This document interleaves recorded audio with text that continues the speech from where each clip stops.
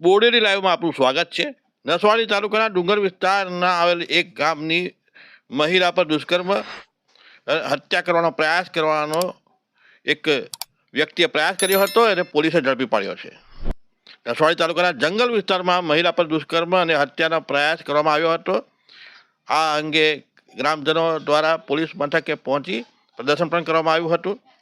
નસવાડી તાલુકાના જંગલ વિસ્તારમાં એક ગંભીર ગુનો બન્યો છે। નસવાડી પોલીસની ઝડપી કાર્યવાહી હાથ ધરવામાં આવી છે। નસવાડી પોલીસ દ્વારા જંગલ વિસ્તારમાં એક મહિલા પર દુષ્કર્મ તથા હત્યાનો પ્રયાસ કરવાનો ગંભીર બનાવ બન્યો હતો।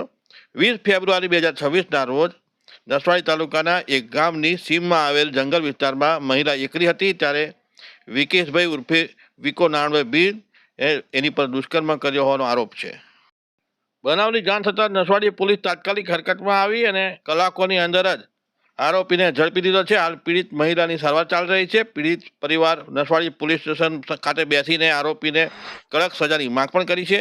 આ બનાવ અંગે ભોગ બનનાર મહિલાના ભાઈએ નસવાડી પોલીસ સ્ટેશનમાં ફરિયાદ નોંધાવી હતી। પોલીસ સ્ટેશન વિસ્તારના તણખલા આઉટપુટ વિસ્તારમાં 20 ફેબ્રુઆરીના રોજ એક મહિલા જંગલ વિસ્તારમાં બેભાન હાલતમાં પડેલ છે એવા સમાચાર મળતા તાત્કાલિક આઉટપોસ્ટ ઇન્ચાર્જ પીએસઆઈ ડામોર સાહેબ ત્યાં પહોંચી ગયેલ અને જે પીડિત મહિલા છે તેઓને 108 બોલાવીને તાત્કાલિક સારવાર માટે નસવાડી ખાતે લાવેલ અને ત્યાંથી રાજપીપળા ખાતે રિફર કરેલ અને હાલ એસએસજી હોસ્પિટલ વડોદરા ખાતે સારવાર હેઠળ છે।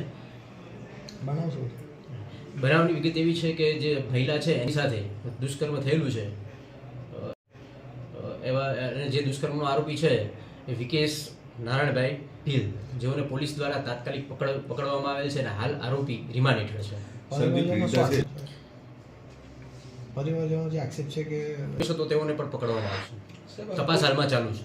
પીડિતા જે છે તે અસલમાં ગમી છે પીડિતાના જે ભાઈના જણાવ્યા અનુસાર પીડિતા જે ગામના તમામ લોકો છે એ બધાને ઓળખી શકે છે। પોતાનું જે રોજિંદુ કામ છે એ પણ એ જાતે કરી શકે છે।